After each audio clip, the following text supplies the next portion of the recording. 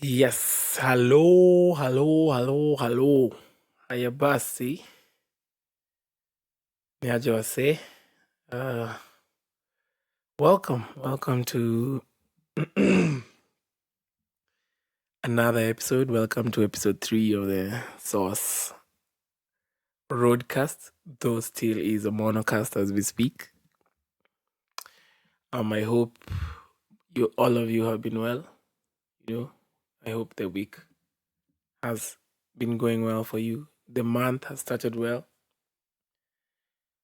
For me, I'd say it's been great actually.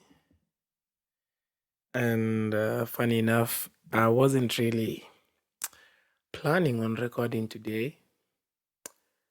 But yes, an angel touched me and gave me the spirit to say something today. So today I wouldn't be really talking about topics like that. I want to just pick your brains for a minute or so with regards to life. So last time we talked about challenging the mind, and in these 2 weeks, since is it a week or a week, I have um I have been going through the motions of challenging my mind and continuing to align myself with nature so that I can just be my best version and also just be content with what life has to offer. And what I have been thinking about, especially today, uh, having some conversations with someone I really love, was just again with regards to the mind. And in fact, today we're going to talk about the opposite, where it's the power of the mind to almost sabotage us and inhibit us from really achieving what we are supposed to do in this world.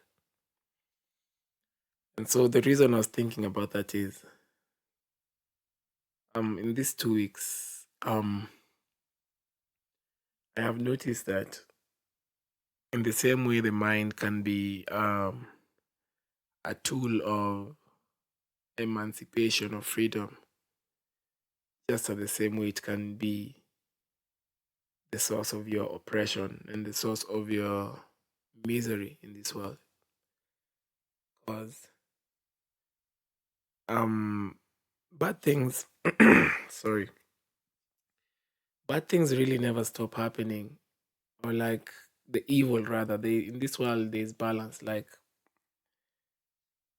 good good and evil are there and exist. I don't know what's up with my voice today. Let me take some water. Good and evil will always exist, and so what can change is how you perceive the world. The world is not changing anytime soon. So with this in mind, I've just been thinking of how many of us in this life, once in a while, our nature, our environment, our intuition, even our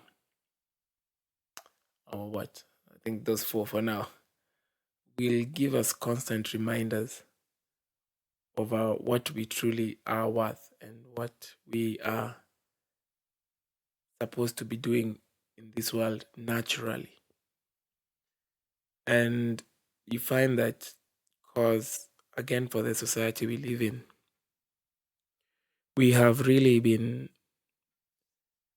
preconditioned, and our mind has been designed in such a way that it sabotages our true feelings, our gut feelings about what we are supposed to do in life. I always say there is a deeper voice inside you that once in a while, because of, and I'd say because of literally most of the things we do in this life, that inner voice, that inner intuition that which we call the conscience or the subconscious. Subconscious, whatever. Conscience.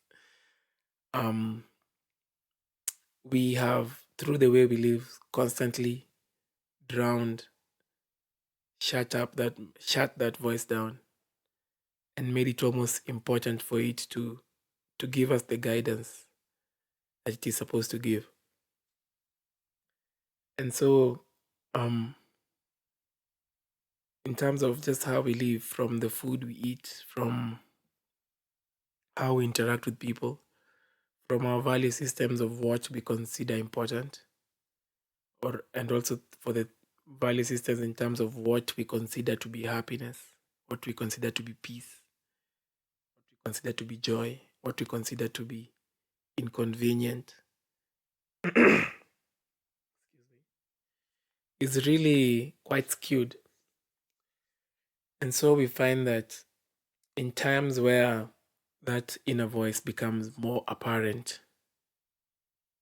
we in our own logical self will try to create and justify reasons why you shouldn't listen to that voice. And the more you do it, of course, the more that voice becomes quieter and quieter, and at some point goes silent. And if I was to be a bit practical with what I'm saying,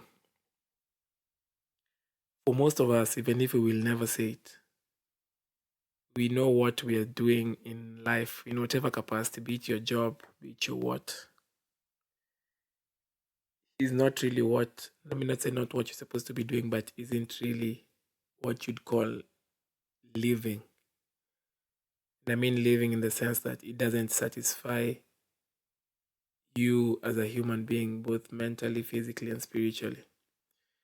And so, still in knowing that, instead of embracing the fact that there is a form of failure in how we've chosen to live, we choose the direction of justifying that failure and, in a sense, validating the lives that we live. Most of us, also, and I can talk even maybe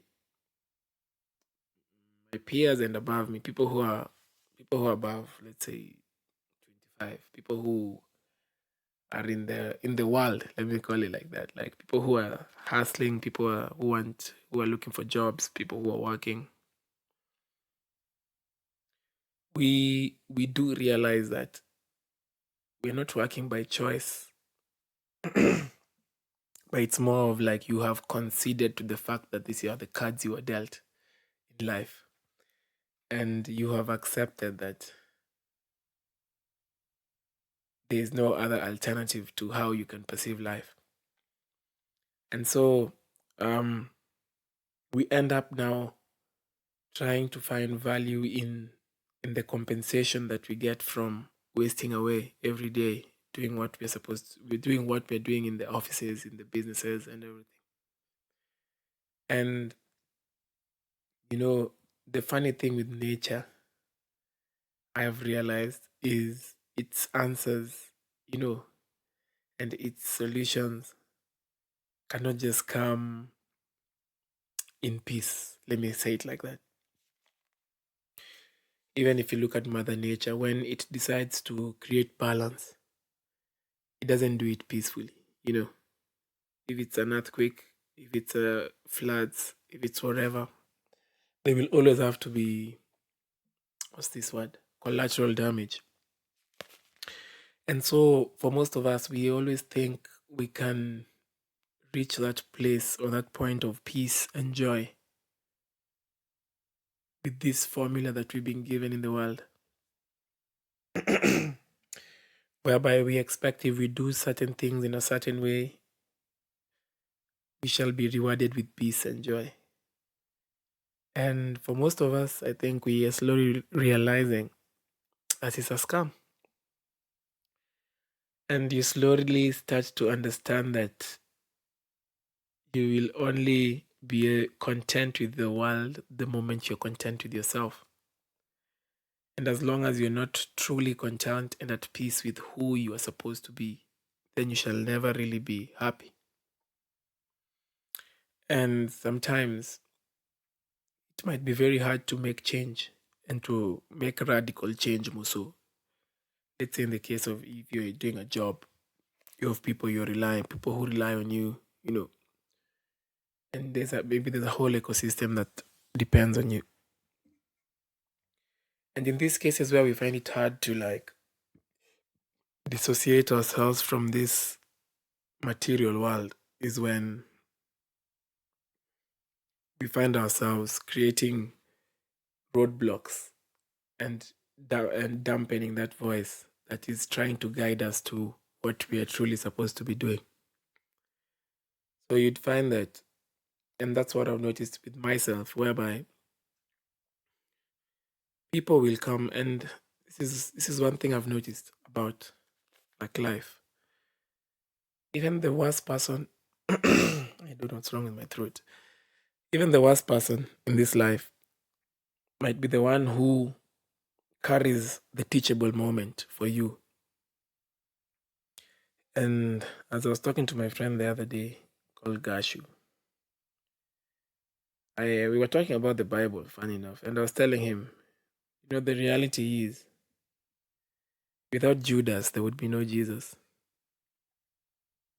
And that's might sound controversial, but if you're to look at it objectively, it's true.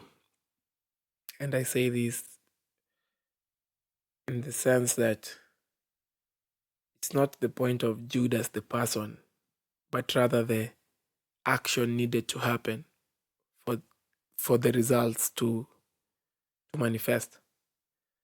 And so for most of us, nature usually offers us these reminders of what we're supposed to do or what we're expected to do in our own lives. Not everyone has their own life to live, but nature always calls you. Everyone has a purpose in this world. And the reason I say the world is quite upside down is because 99% of the people are not doing what they're supposed to be doing. And that's why the world is upside down. And even worse, there is this, of course, because of the history as we know it, there is so much pressure to conform. And this pressure to conform makes us even doubt our intuition and our intelligence. You know, just like now, I'm sure there's some of us who surely know like wearing these masks or something or sanitizing adds no value to what we're doing. But in the spirit of conformity, in the spirit of not being left out, you will go against your intuition. You will go against your body. Your body will tell you, I'm not comfortable wearing this mask, you know, but you will go against your intuition for the sake of conformity. And you will create reasons in your head to justify that action and be like, yeah, it's because of this. And you see, and I think that's where God did a number on us, whereby He left it all to us. Free will, they call it. And you see, the beauty and the business of free will is that it can be up to you, but again, it can be affected by a lot of externalities. And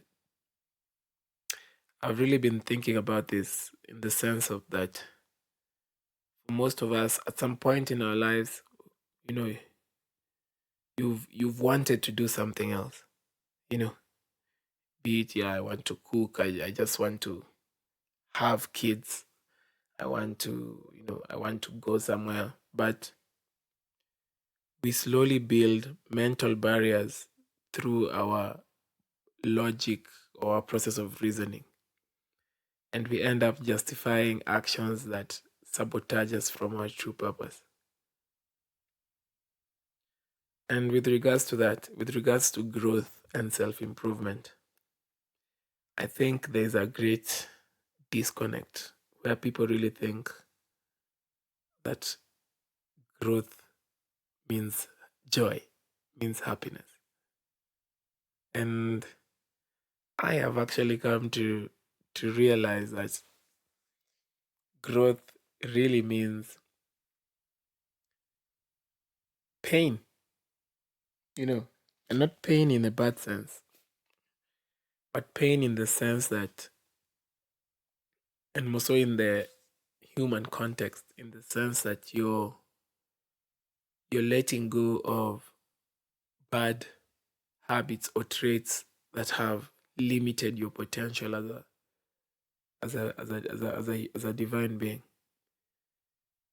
And we have to accept that most of us are addicted to many things on many levels. And all these things sadly affect our potential. So for some of us, we might be addicted to food. You might think you're not addicted, but I can challenge you for the diet that you've been eating.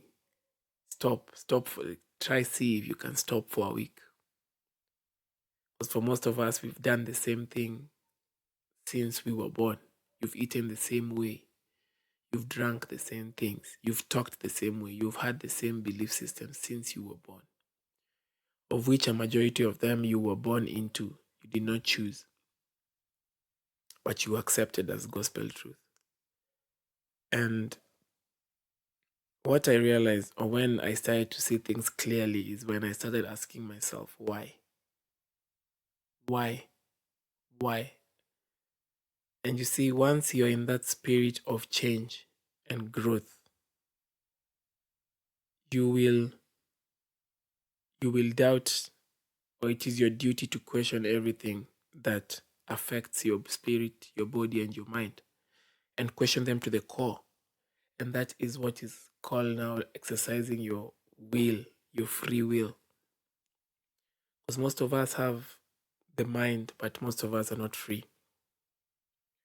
Most of the things you think, most of the ideas you have, you cannot share, you cannot assert, because you know very well that in your mind you have created mental barriers that through accepting what society calls truth. And so you find that in this process of growth, you know, it involves, in fact, crushing all those psychological inhibitors that have been placed by society and by yourself over the years. All the conditioning you've done, you need to start unlearning. And that process is very painful. And the reason it will be painful is because you literally see what you perceived as reality crumble in front of your face. And there's a feeling of helplessness, a bit, hopelessness, uncertainty. But again, isn't that how nature is? In terms of more so, nature cannot be predicted. You know? Yes, humans have tried and have done a poor job at it. In fact, let me just make a slight joke here. I was thinking about this word climate change and the way these white people are just serial scammers. Just think of the word climate change at its basic. Climate change. It means, okay, in the sense, it means human beings and human activities have affected the climate. But if I remember my geography right, climate had to do with the weather of a specific location recorded and studied over a period of time, not forever. And so, just with that example, like the climate is supposed to change. So, why is climate change shocking you? You know, and in the context of nature, nature always changes, nature shifts, nature adapts. And the arrogance of humanity, just like those guys who are building a tower of Babel or something when they thought they could be gods. For humans to think we can control nature is very arrogant. For us to think we can be like God, our activities, our actions, or our inactions are the ones that are causing the weather to change. You know, and that's the arrogance which most of us lead our lives, thinking that we are in control instead of submitting to the control of nature and being in oneness with nature. And this year has been a blessing because it has really helped me challenge my mind and challenge what I see to be real. And for most people, that's why I believe the pandemic has really, blessed the pandemic, of course, has really traumatized a lot of people. Because for once, life wasn't following the script you're used to. And for once, you found yourself out of the loop. Also, for people who, let's say, you are not in work, you're not in school for this whole year, you found yourself out of the loop and in a situation where there was no pressure from society. So, let's say, even if you are working or something or you're in school, this was one of those years you could stay home for 7 months without anyone telling you pressure. Because, I mean, pandemic, yeah? And this gave most of us time to think and think really hard about life. Even apart from think, it allowed us to try some things that maybe we've never had a chance to try, or even the confidence. But now, since the pressure was not there, you had that moment to think. And, you know, fast forwarding it in terms of growth, I've talked to a lot of friends of mine, and what I've gotten is for those who have had their eyes open a bit during this period, it's actually a very daunting feeling because as you think about, wow, this might be an alternative, you're also thinking about, oh damn, in a few months things might go back to quote unquote normal, and I'll have to plug back into the matrix and, you know, quote unquote keep living. And so for most of us, I'm so grateful to the fact that the spirit was able to guide me against adversity when I was more so in campus to just make decisions that were for me and strictly me and not for other people, not for society, not for my friends, not for my parents, but for me. And I can tell you, like, it was among the hardest years of my life, those 3 years after I left law school.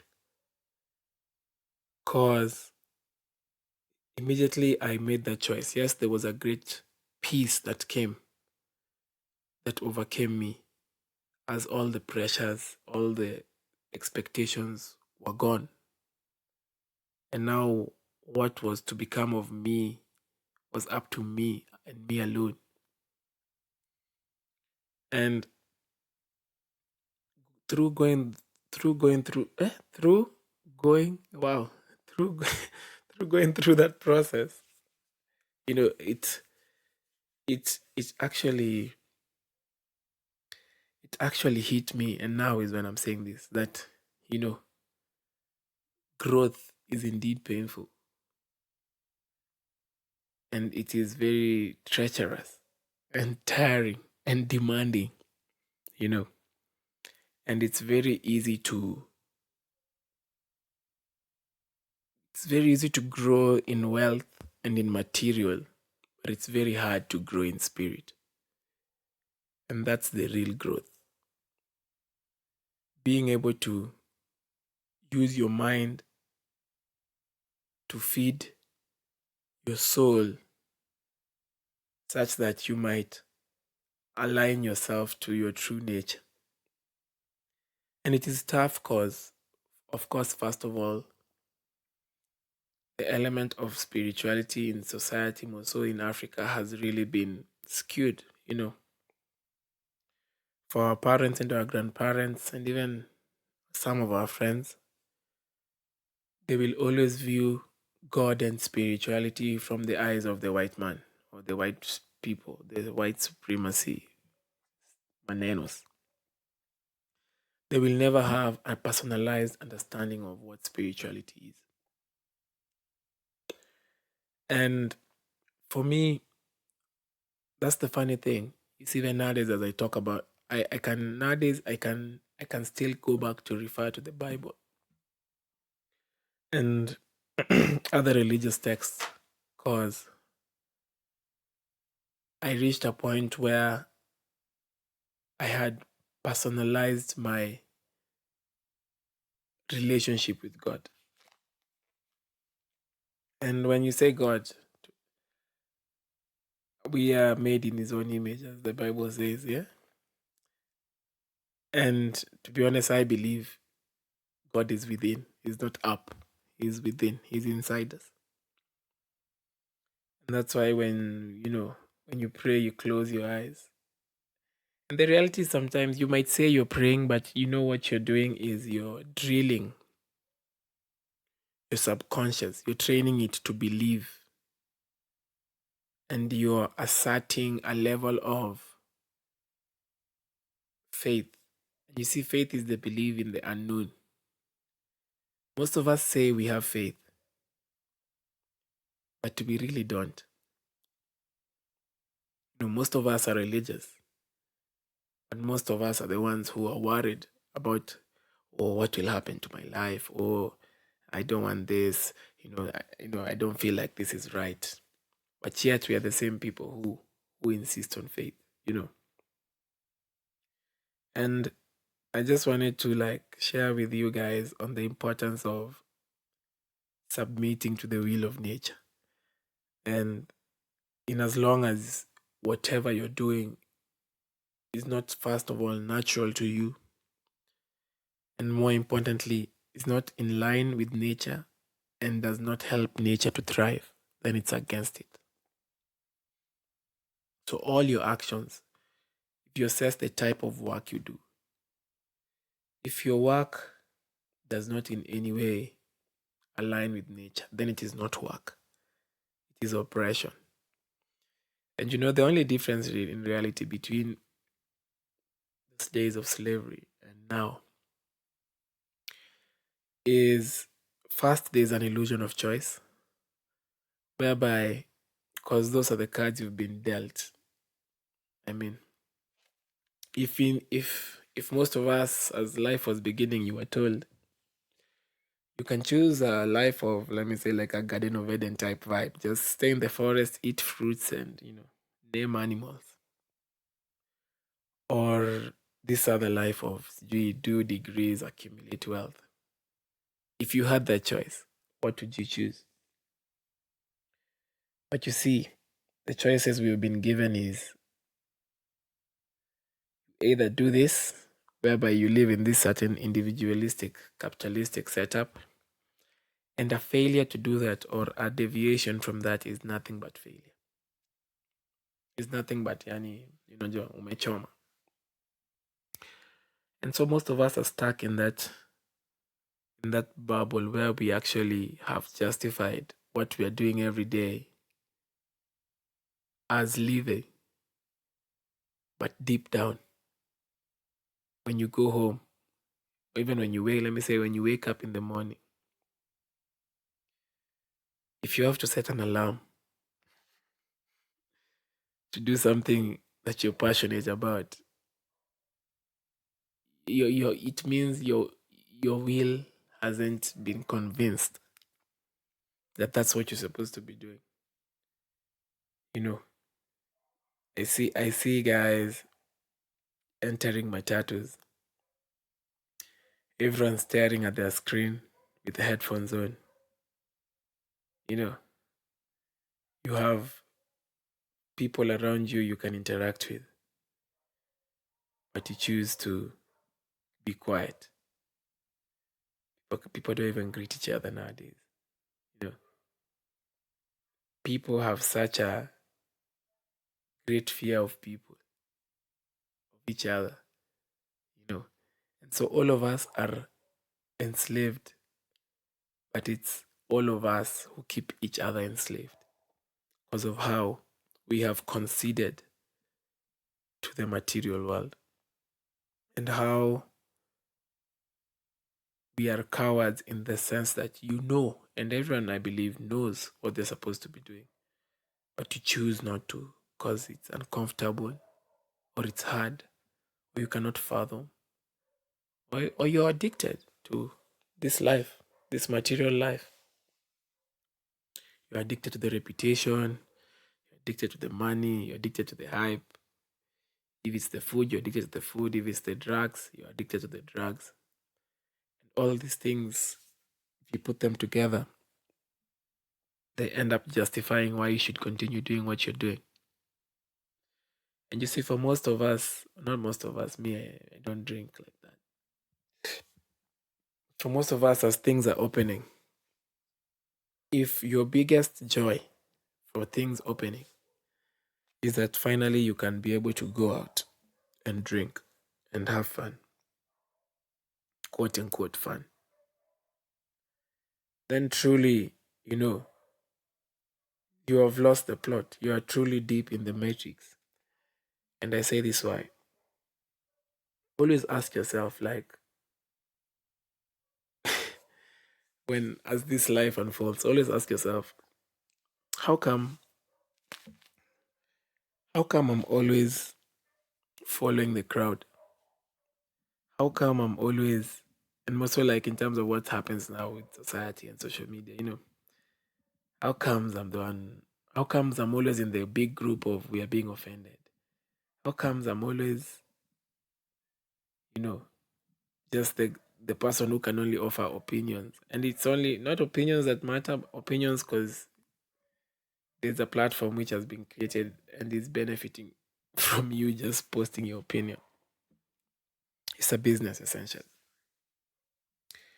And so, with regards to all of this, what I'm basically trying to say is, as a people, when those moments, when those people, when you interact with people, when circumstances happen, when situations happen in your life that make you think or make you want to think differently, you should not fight it. You should not fight it. In fact, you should submit to it. And again, I can give you the Bible context. You can imagine what Jesus was going through when he was being crucified. And when he was like, "Oh God, Eloi, Eloi, why lama sabachthani?" Yeah, yeah, yeah. This is supposedly the Son of God saying this, but being the Son of God, I'm assuming he knew what was going to happen, but he followed through because he knew what it takes to return, like go back, take us back to nature. It takes sacrifice. And sacrifice is very relative. And for most of us, we are not willing to sacrifice that which is comfortable, that which gives us the illusion of peace, the illusion of safety. We're not willing to sacrifice that for the real joys that nature has to offer, and that Mother Nature has for us as people. So I just want to encourage you guys, especially this month, because I know like it's Oktoberfest and many young guys are just about to turn up. I just say this also for even the guys who really go out and drink a lot. Just think about it. Some of you are supposed to be dead this year. It's actually COVID which has saved you because it made you stay in the house. And yeah, it just forced you to stay in the house. But soon, give it a month's time, we'll be hearing, of road accidents, guys from drinking, what. And essentially, this is going back, we are going back essentially to the loop. And I just want to ask yourself, like, this 2020, you know, for sure. Spiritually, I feel it's a time to like, if you want to make change, this or this, there's no better time than this. If you want to make change on a personal level, because nature is even calling for you to make that change. You know, and in the spirit of self improvement, you never want it to get harder. You don't want those circumstances to be harder for you to now try change. Many of us are depressed. Not me. We give thanks. But many of us are in situations where we just feel we are not doing the right thing. And in as much people will tell you, oh, sijui mental health, if we go to the core of it, yes, it's an issue. Yes, people play a part, but you also play a part, you know. And most times when people are in a depressed state, and sadly, even the people who enable you to be in those states, they'll ask you, why didn't you tell us? Why didn't you tell us? You should have shared, you should have told us, you know. And it's because they know by the time they had influenced you enough, they managed to make you make that decision for yourself, whereby you're like, I'm okay, you know. But now it's okay to not be okay. It's your body actually trying to tell you something, but you're fighting it. And so you fill yourself up with material things to try satisfy you, but over time you realize it's not coming through. And that's why you'd find, and I've met enough, man. I've met enough people who are like really surrounded by proper wealth, proper wealth. But that joy for life is not there. And the funny thing is, most of now the people who have not experienced that, they're chasing that. They're like, yo, I just wanna get that paper, and after that I know I'll be good. Funny enough, when you get there and you realize money is just like a paper on vitabu za kasuku, when you realize, oh, this is not it.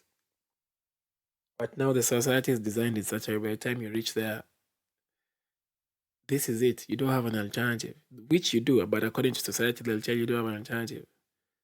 You've invested your whole life towards reaching this point where you can make this certain amount of money or be with this type of women or what. And there's no joy. And so we confuse our body's physical reaction to what naturally excites it, to happiness, what people call dopamine, you know. And so I believe the power of the mind is such that you don't even have to do things to get that feel good vibe. Or you don't have to indulge in that sense in the material world. But we have the power to reach a point where you can almost, what's the word? For lack of a better word, you can almost summon those feelings by choice whenever you want. Just in the same way you decide to feel angry, you know, and you decide to be happy. Sometimes when it's organic, when you're around people who give you joy, it's the same way you can really achieve that. And so I'd want to encourage, like most of us in this October, to really take that leap of faith, you know, because the path to the path to what? The path to that, to where you want to get to, is very dark and narrow and without lights and with thorns, you know. But this other path is very easy, well lit, nakaa kama bypass, very well organized, And we were all told this in high school. When the deal is, even as kids, when it looks too good to be true, you need to think twice. All these years we've been sold this illusion that if you do this and this and this and this, you will get there and you'll be happy. Now, and you have to understand one thing fundamental. This podcast is for Africans. To white people, yeah, it might align to what they're doing with their lives. The system is inherently theirs. The system of oppression is inherently theirs. So they will thrive in it, most definitely. The same way right now, if you were to take your white friend or wherever to Shago for a month without electricity and stuff, they will die. You see? And so, in the same way, it is expected that you will struggle. And also not struggle in terms of physically, because Africans, we're just blessed. We're God's own people. But you'll struggle in terms of you will have to lose yourself. You'll have to compromise. You'll have to whitewash yourself in order to win in this system. And I just want to encourage all of you to embrace that inner voice and stop fighting with the spirit. Do whatever the spirit is advising you to do, not what people are telling you to do.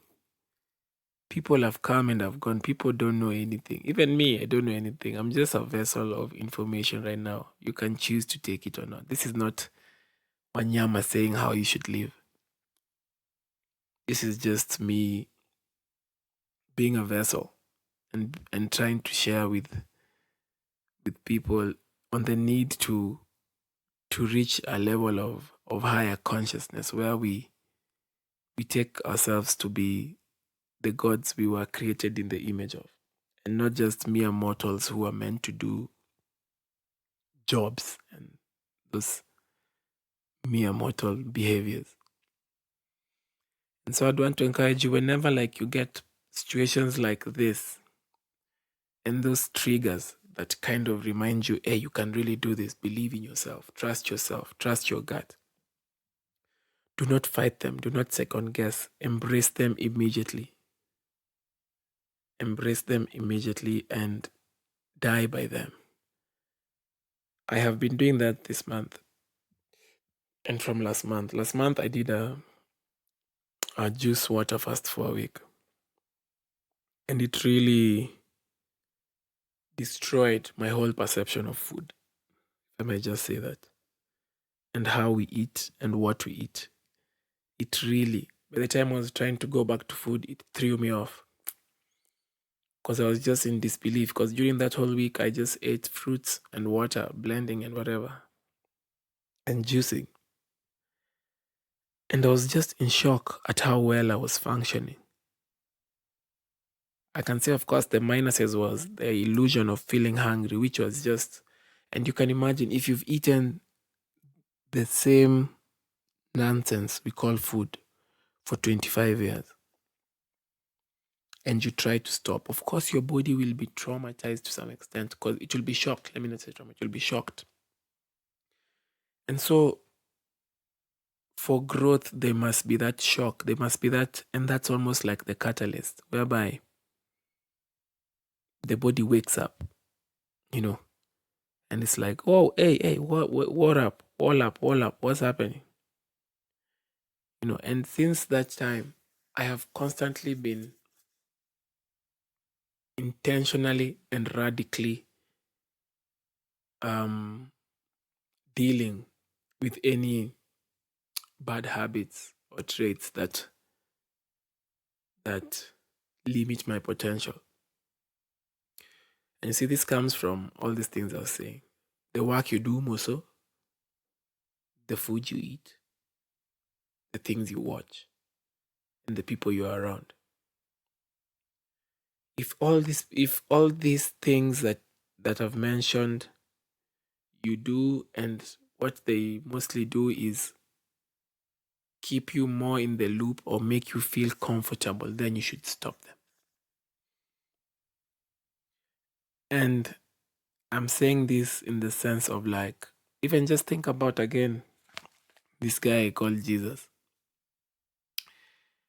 Always remember, this was the OG, but when he came, everyone turned against him. This was the guy. This was the OG himself. And when he came, people were not happy. And I want you to think about it like that. If Jesus was to come now, I don't know how he'd come, but if he was to come, do you think you'd probably hate him, you know, because most of the things he would come to say would disagree with the type of life you live, you know, because most of the things we do are unnatural. Most of the jobs we do are unnatural. The only natural jobs that I think exist in this world are farming and giving and bearing children. Wow. And ironically, I think that's what God instructed guys in that Genesis thing, where he was like, "Yeah, go forth and sijui plant and then recreate." Basically, it was bare minimum. Just do that, like enjoy the creation. But we've moved so far from that, and now we are in a situation where the creation is enjoying us. We've become victims to the material instead of being in control of the material, and it's mad. So I just want to challenge all of you, man. Like, before this year ends, strive to be different. There is no other time. There is no other time. If you're saying next month, maybe next week, especially if you're listening to this podcast, like, there is no other time to make change. Especially once you discover what is true, it's either you do it or you begin to water it down and forget it. And nature and its answers will never be straightforward, you know. And if you expect it to make sense, then you're in the wrong place. You're in the wrong, not even place, you're in the wrong mindset, because that is the whole point of how the system has been designed, for the truth to not make sense. And that is why, people who try speak an alternative narrative are called conspiracy theorists. Because the people who are the puppeteers, they are bent on making sure that the illusion is sustained. And in as much as they do that, nature is still a strong force and will maintain balance. And in as much as you want to put your faith in material things, nature will keep reminding you that it is supreme, you know.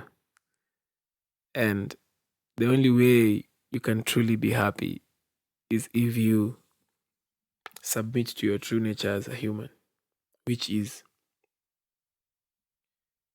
being part of nature, not being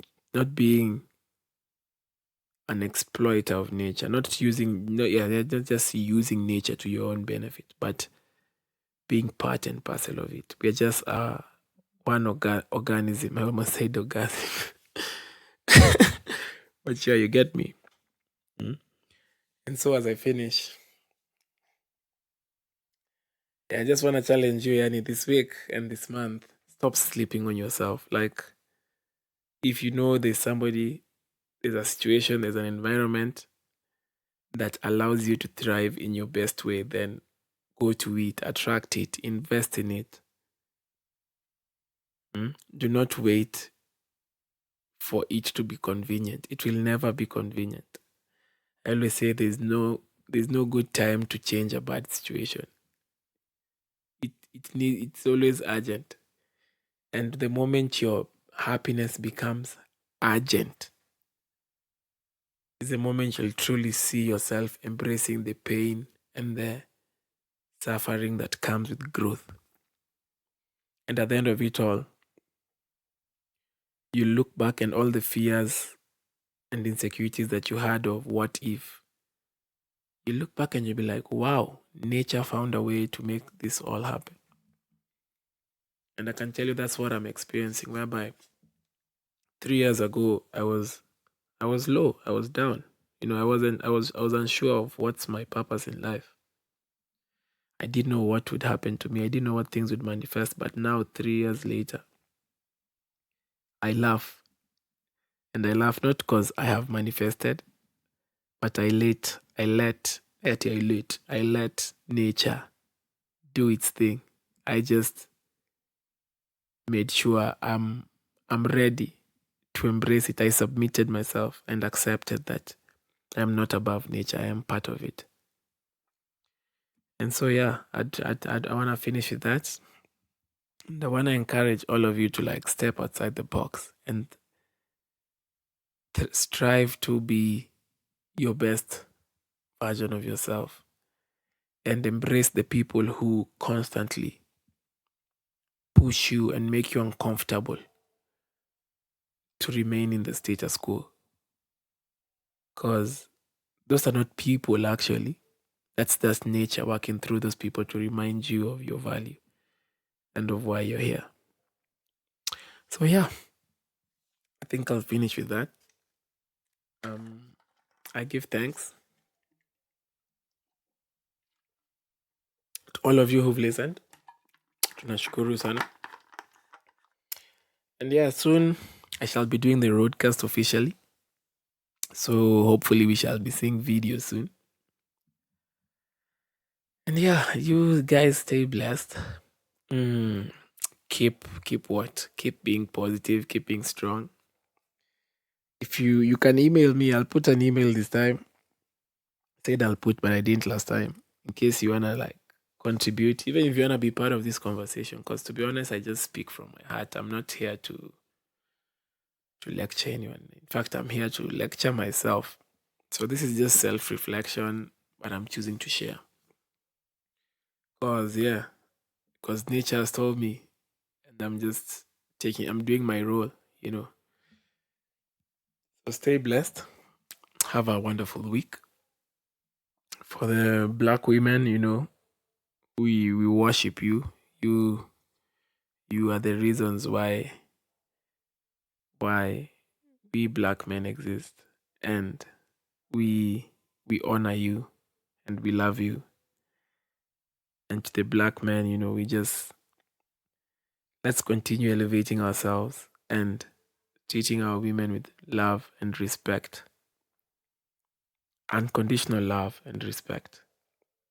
And even men to men, women to women, let's learn to love unconditionally and love without an intention of gaining any value or gaining any benefit, not value, but gaining any benefit from it. Because only then, when you totally submit to the will of nature, is when nature will protect you and guide you through your life. Yeah, man. And stay blessed. Have a wonderful, wonderful, wonderful week. Utaongea next week. Blessing.